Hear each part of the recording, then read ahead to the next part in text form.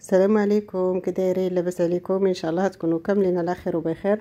اليوم غادي نصاوب هاد الطورطه ديال الحامض ونشارك معكم الطريقه والمقادير. هنا اول حاجه عندي 150 غرام ديال الدقيق و50 غرام ديال مايزينا طحين ديال النشا، وعندي 150 غرام ديال السكر، يقدروا تزيدوا ولا تنقصوا. غادي ندير واحد معلقه صغيره ديال الخماره، ما غاديش نديرها كامله، رشيشه د الملح، 4 البيضات كبار، معلقه ديال الحامض، عصير الحامض. البيضات هنا يكونوا كبارين، الا كانوا صغار عندكم بيضات ديروا حتى ل5 البيضات. يلا يهز لكم هاد المقادير اللي عندنا هنا ديال الدقيق. وغادي نديروا ديك 4 البيضات، نزيدوا عليهم رشيشه الملح والسكر ديالنا وديك معلقه ديال الحامض، ونخلطوا مزيان حتى يتضاعف الحجم ديالو كيف ما غادي تشوفوا معايا بحال هكا. فاش كيولي لنا بحال هكا صافي كنحبسو من التطراب، وغادي نجيبو الدقيق ديالنا غادي ندوزوه في الغربال.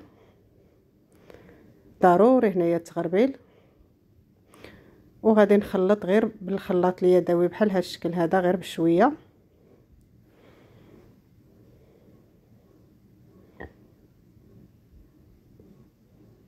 وهنا غادي نزيدو عليه ديك النشا ولا المايزينا اللي عندنا، اللي قلت لكم 50 غرام، ونزيدو معلقه صغيره ديال الخماره الحلوه، ونخلطوا هادشي مزيان حتى ما يبقاش يبان لنا الدقيق. نخلطوا غير بشويه، راه غير انا عندنا مزربه الفيديو كيبان لكم كنخلط بالزربه، ولكن كنخلط غير بشويه. صافي فاش كيتجمع لي الخليط ديالي كنجمعو كيجي على هاد الشكل هذا.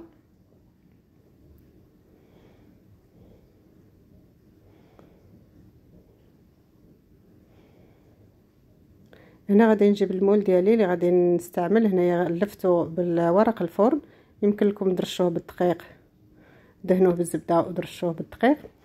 كنضيفوا الخليط ديالي غادي نديرو في الفران على 180 درجه تقريبا 20 دقيقه على حسب الفرن كل مره وكيفاش كيكون الفرن. كيكون شي واحد سخون، شي واحد كيكون 180 ما كيسخنش مزيان، يعني حتى تشوفوه تحمر من الفوق. وديروا هكا ديك الطريقه ديال الموس ولا عويد كيخرج ناشف. صافي كيطيب البسكويت ديالنا. هنا غادي ندوزو نصاوبوا الكريمه. هنا عندي 200 مليلتر ديال الحليب يكون بارد مزيان، اللي هو كاس كبير. غادي نضيفو خنيشه من هاد كريم شانتيي. الطريقه كتكون مكتوبه على الباكيه، ماشي صعيب. غنزيد عليها معلقه ديال عصير الليمون ولا عصير البرتقال، وغادي نخلط هاد الخليط مزيان. نطلعوا الكريمه ديالنا.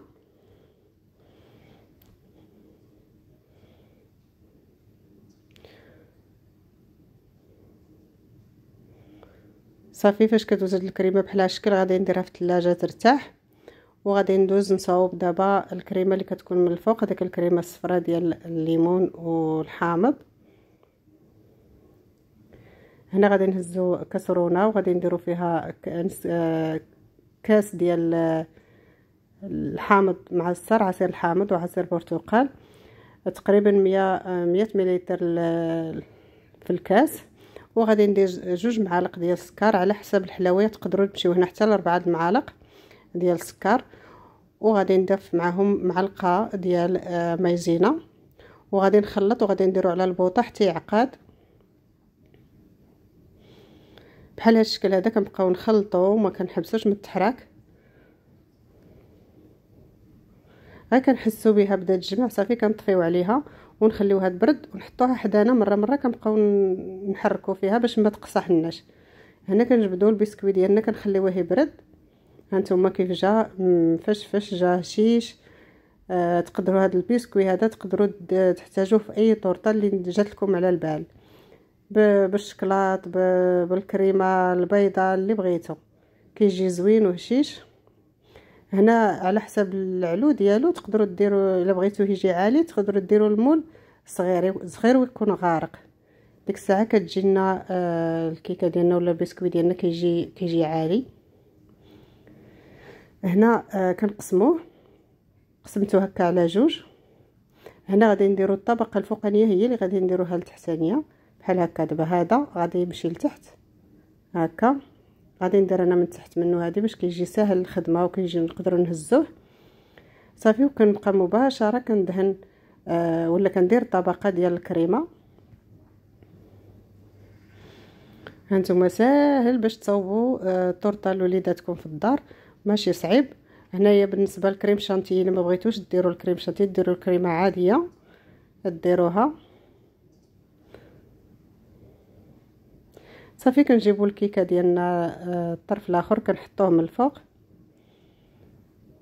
كنضغطو هكا غير شويه وكنكمل بالكريمه ديالي.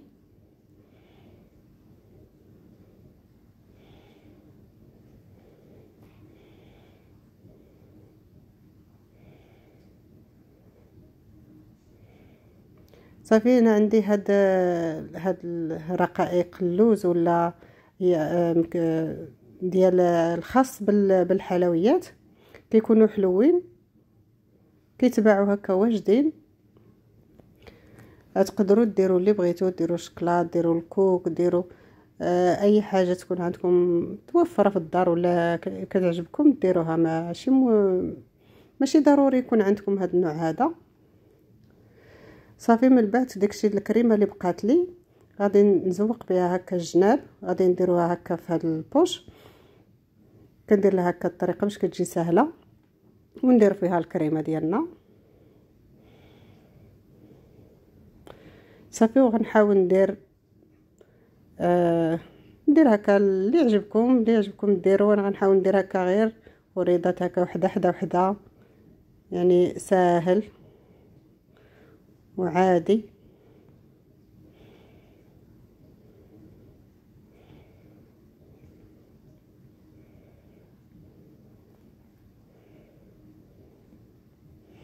صافي بحال هذا الشكل هذا. هنا كتكون الكريمه ديالنا كيف ما قلت لكم ما تكونش سخونه، تكون يلاه دافات يعني ما كتكونش سخونه بزاف باش ما تضيعناش الكريمه ديالنا. صافي كنبقى نكبوها هكا من الفوق وكنحاول هكا نسرحها مزيان. هاد الكريمه فاش كتكون عندنا في كاسرونه كنبقاو مره نحركوها باش ما كتقصاحش حتى كنوصل لهاد المرحله هذه كتحتاجوها نكبوها وكتجينا سهله.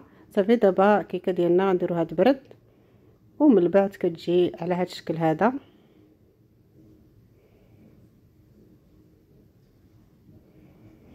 كتجي كتشهي تبارك الله. الناس اللي كيعجبهم الحامض هكا راه كتجي حامضه. انا زدت لها عاد خلطت معاها العصير ليمون، ولكن واخا هكا كيجي داك الطريف كيجي حامض يعني فيه المذاق الحامض. وهكا غادي نقول لكم شكرا على المشاهده ومع السلامه وبالصحه والراحه.